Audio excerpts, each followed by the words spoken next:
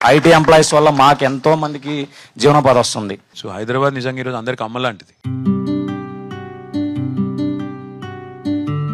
अगर आप स्विगी के लिए काम कर रहे हो, जैसे बाकी ओला, उबर, जोमैटो, बाकी जितने भी हैं, रैपिडो, ओला, इन सबको भी हमारे साथ पार्टनर बनाते हुए गवर्नमेंट एक तरफ, दूसरे तरफ आपकी कंपनी और तीसरे तरफ आपके तरफ से యూనియన్ ముగ్గురిని ఒక ట్రైపార్టైట్ బోర్డు, త్రైపాక్షిక బోర్డు వేయాలి. ఇన్సూరెన్స్, యాక్సిడెంట్లు అవుతాయి, గొడవలు అవుతాయి, అట్లాంటి వాటి నుంచి మీ ఇబ్బంది లేకుండా చూసుకోవడం. జాబ్ సెక్యూరిటీ విషయంలో కూడా ఆ కంపెనీస్ కూడా మిమ్మల్ని ఎక్స్ప్లాయిట్ చేయకుండా త్రైపాక్షిక బోర్డు ఏదైతుందో ఒక వెల్ఫేర్ బోర్డు పెట్టి డిఫరెంట్ సంఘాలకి కరోనా టైంలో జూనియర్ లాయర్స్ అందరికీ మన గవర్నమెంట్ వైపు నుంచి వాళ్ళకి కొంత స్టైపెండ్ ఇచ్చినాం. మిమ్మల్ని కాపాడుకోవడానికి ఆ రకంగా కొంత కార్పస్, ఒక మూల నిధి పెట్టి దాని నుంచి మిమ్మల్ని ఆదుకునే కార్యక్రమం. ఇంటర్మీడియట్ ఎక్కడ చదివినావు? మంచిర్యాల.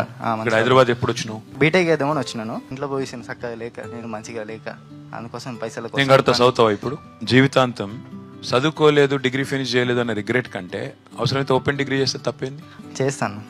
మన దేశంలో హైదరాబాద్ అవుతున్నంత డెవలప్మెంట్ ఏ స్టేట్ డెవలప్మెంట్ అవ్వట్లేదు. మీరు చెప్పారు కదా, ఐటీ ఎంప్లాయీస్ వల్ల మాకు ఎంతో మందికి జీవనోపాధి వస్తుంది. సో హైదరాబాద్ నిజంగా ఈరోజు అందరికి అమ్మ లాంటిది. అమ్మ ఎట్లయితే కడుపులో పెట్టుకొని చూసుకుంటుందో, ఇప్పుడు మంచిర్యాల పిల్లోడైనా, నెల్లూరు పిల్లోడైనా హైదరాబాద్కి వచ్చి ఇక్కడ నేను నెలకు ఒక 30,000 సంపాదిస్తున్నా, బట్టకు పొట్టకు తిప్పలు లేదు, నా కుటుంబాన్ని కాపాడుకుంటున్నాను అంటే అమ్మలాంటి హైదరాబాద్ని చెడగొట్టుకోకూడదు. ఈ నగరం బాగుంటే తెలంగాణ బాగుంటుంది.